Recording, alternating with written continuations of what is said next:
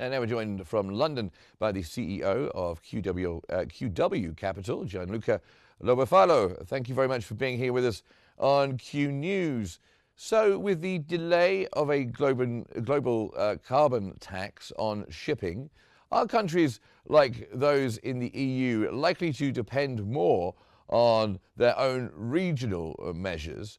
And what impact could this have on the overall cost of transporting goods globally, would you say?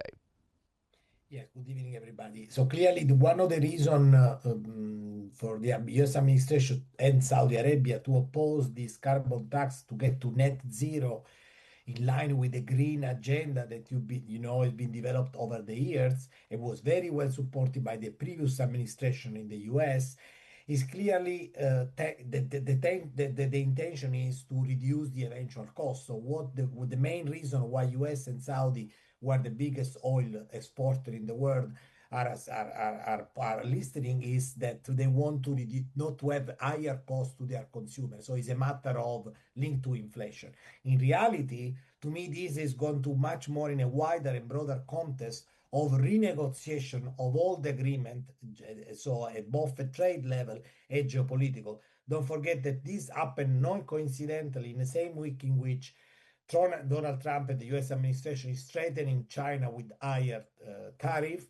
That's in response to the curb of exporting of rare earth metals by China, who control 80% of this key material for all the technology and so AI and defense industry. So here we're talking about a continuous negotiation that has clearly geopolitical implications. So I wouldn't see necessarily this carbon tax in its own just linked to the shipping industry. That obviously the direct effect is, as we said, not to impact too much the costs. So the US is saying we don't want this to be penalizing the US consumer, but I would rather see this as a more broader, wider set of negotiation that start with trade, involve geopolitical and reassessment of all the international relationships. Well, you mentioned geopolitical situations there, but how do the carbon taxes on goods and shipping affect the poorest countries? Those ones, especially that depend heavily on international trade. Is it important that the EU is offering financial aid to offset the negative economic effects? Yeah, clearly. I mean, don't forget that this green energy agenda that we all agreed with, because we need to reduce the pollution impact on our planet, is something that has been going on and has some impact as well. Think about the implication it's having on the German GDP that is really paying the higher price of all the European countries. So we know already that the green energy agenda is coming with a high price. Problem is that we have to see if we have set the course already a few years ago. Now, to do a U-turn where we tend to now deny whatever has been done, it would be a bit complicated. So I would say that I don't believe that any country wouldn't recognize the role of reducing the pollution impact going forward. And so the carbon tax on shipping is in that direction. The conversion of the auto industry into the electric in Europe, again, that was done with a specific rigid set of rule. We may question the form, but not necessarily the merit. We may question the timing, maybe to get a target of by 2035, no more old style engine, petrol engine has to be completely disappearing from the European market. That was maybe a bit too aggressive, but sometimes things, when you want to proceed with some revolutionary target and agenda, you have to put some rules. So it's true, fixed rule and rigid rule are not necessarily the right strategy, but unfortunately, paradoxically,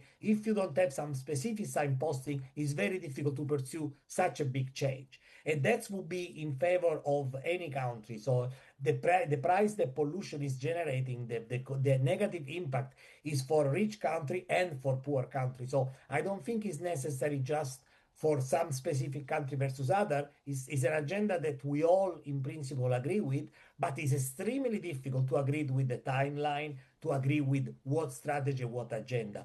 And that's where the complication comes from. It's coming now in a moment in which trade war is at the center of a new re-equilibrium of the geopolitical assessment among the major players of China and BRICS versus US and the Western world. So obviously it's taking center stage. But to me, it's much more a symptom rather than the problem.